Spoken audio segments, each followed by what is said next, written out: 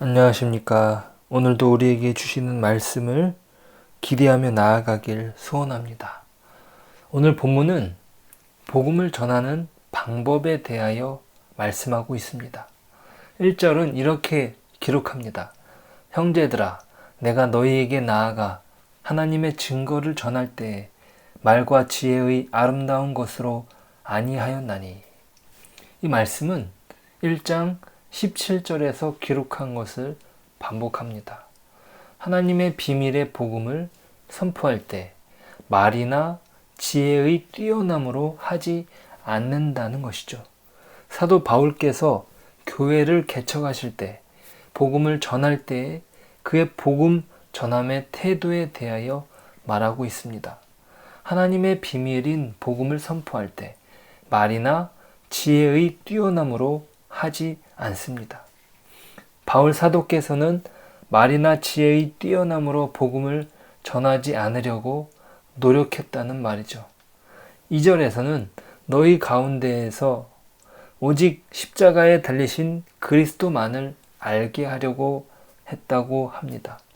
오직 그리스도만을 전하려 했고 너희들을 향해서 인간으로서의 나 바울은 약함과 두려움과 떨림에 차 있었다고 합니다.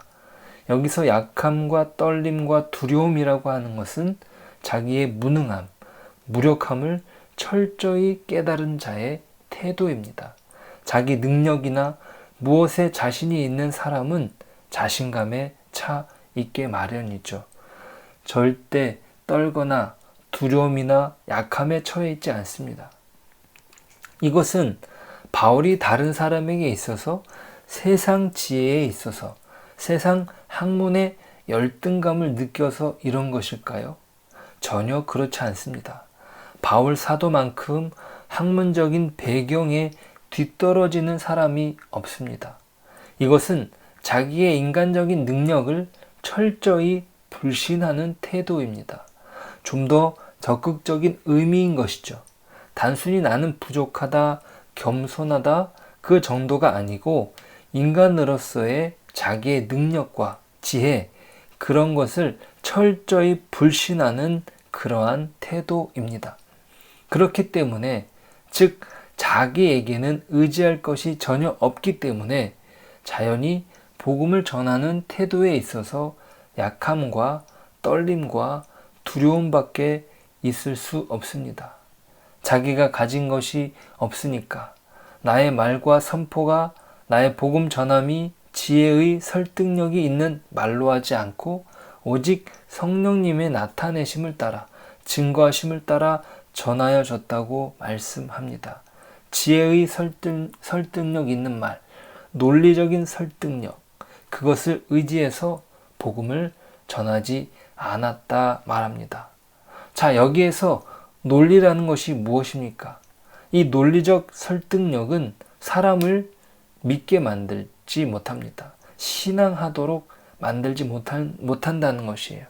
언쟁을 벌여서 나한테 말 한마디 못하도록 상대방의 입을 막을 수는 있습니다. 이겨버리는 것이죠. 하지만 그 사람을 믿게 만들 수는 없습니다.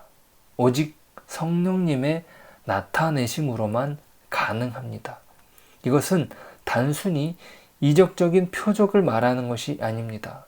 그 이상의 의미를 포함하고 있습니다. 여기서 성령님의 나타나심을 따라 증거했다라고 하는 것은 선포했다 하는 것은 좀 더 포괄적인 의미를 가집니다.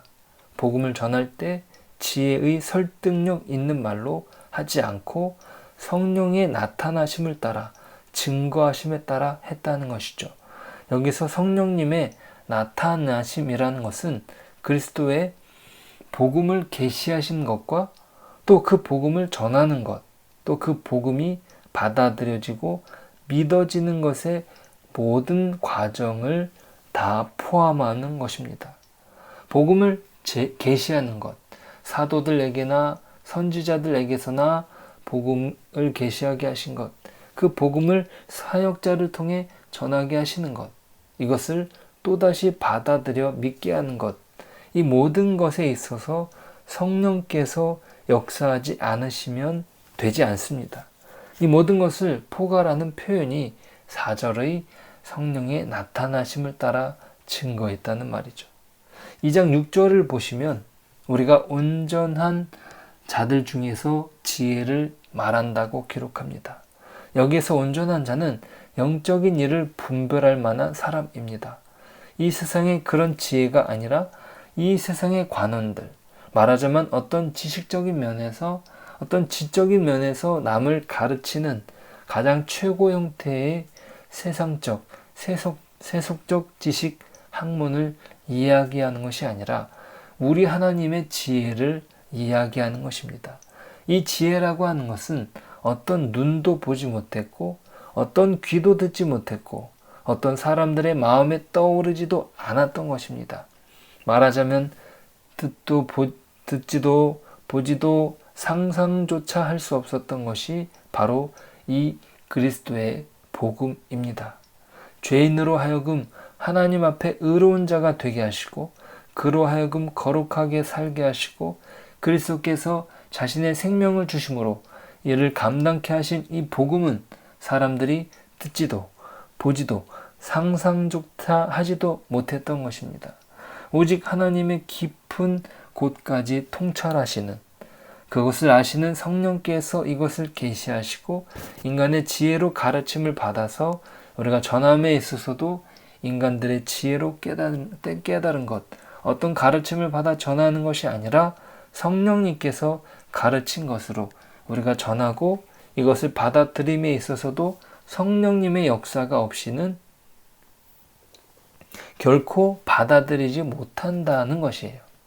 왜냐하면 육에 속한 사람, 자연인에게 있어서 이것은 미련하게 보이기 때문입니다. 복음을 계시하는 것, 이것을 전하는 것, 이것을 받아들임에 있어서 모든 것이 신령한 것은 신령한 것과 결합이 됩니다. 결국 성령의 역사 가운데 이루어진다는 말이죠. 이제 말씀을 요약하면 바울 사도께서는 고린도 교회 내에 있는 어떤 문제들을 염두에 두고 너희가 어찌 이렇게 교회가 분열될 수 있는가? 그 분열된 원인이 영적 지도자들 때문인데 교회의 토대는 어떤 사람이 아니라는 말입니다. 교회의 존립을 가능케 하는 것은 예수 그리스도요, 그의 십자가요, 그와 연합하게 하심을 따라 성령께서 우리에게 그의 구속을 실현시키는 이것 때문에 우리가 신자가 될 수 있고 새로운 존재가 될 수 있습니다. 이것으로 교회가 교회로 존재할 수 있는 것이죠.